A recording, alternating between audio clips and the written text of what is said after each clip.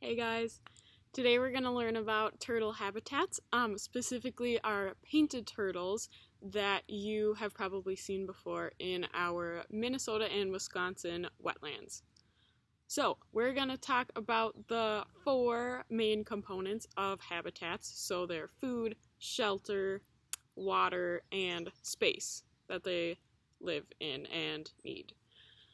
So like I said, and like you've seen, they live in our wetlands. So that covers their space right away. We know that we live in a climate that has 4 seasons. Sometimes it can be really warm, sometimes it's really cold during the year, and so our painted turtles need to adapt to that and are able to adapt to that in their habitat. When it gets really cold outside, when we have winter here, they actually burrow themselves underneath the sand in the pond or the lake or wherever they live, and they're actually able to breathe very tiny amounts of oxygen that time so that they stay alive, which I think is just crazy. And then in the warmer months, so from about April to October-ish, they are able to come up, and that is the time when we see them. So they like to come up and bask in the sun, and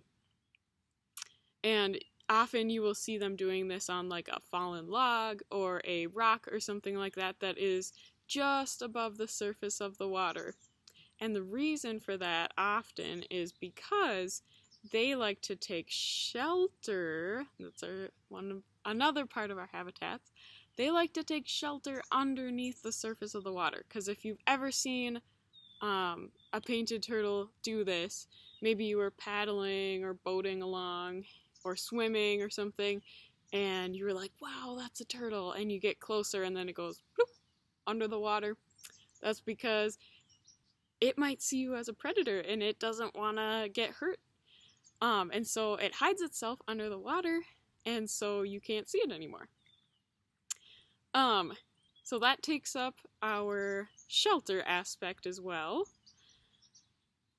Let's see, what do we have left? Food and water. So their food, they like to gather is those tiny aquatic insects and aquatic vegetation that kind of sit along the surface of the water. So if you've ever seen those weeds when you go swimming, or those tiny bugs that swim across the top, turtles like to eat those, and they like to eat a lot of them.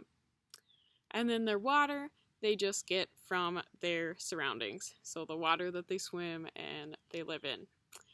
Now, they do like to go up onto land sometimes for a very specific reason, and I bet some of you might know it because you've maybe seen it before, but they like to come up and find a sandy area to stay for a little bit to lay their eggs.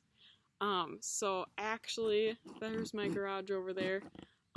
We have a dirt driveway, and there's kind of like sand all the way up to the garage, and a few weeks ago, I came home and a painted turtle was laying her eggs right in the driveway where we go into our garage. So we actually haven't used that half of our garage for about a month now because we don't want to crush the baby turtle eggs.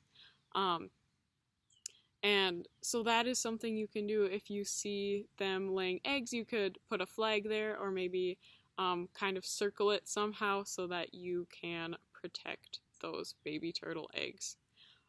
And we do, I don't know if you can see, we do have a pond right across the road there, past those bushes, and so that's where we see turtles a lot of times. And so when those babies are born, they'll make their way across the road and head into the pond for their shelter, food, water, and space.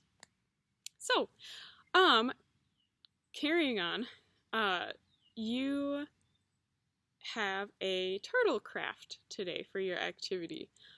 So what you'll need to find is a rock outside, so make sure you either have parent permission or go with an adult to go for a walk if you need to and find a rock outside to paint a turtle.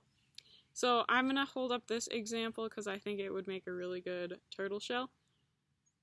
And as you can see, you probably could already guess why it would make a turtle shell.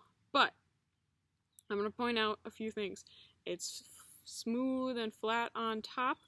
It's not too thick, okay? And it's kind of a nice circular or oval shape. And so I think this would sit really nicely on a table or a shelf or somewhere where I wanted to look at my painted turtle after I painted it. So you can follow the directions on the document and let us know if you are super proud of your turtle. We'd love to see them.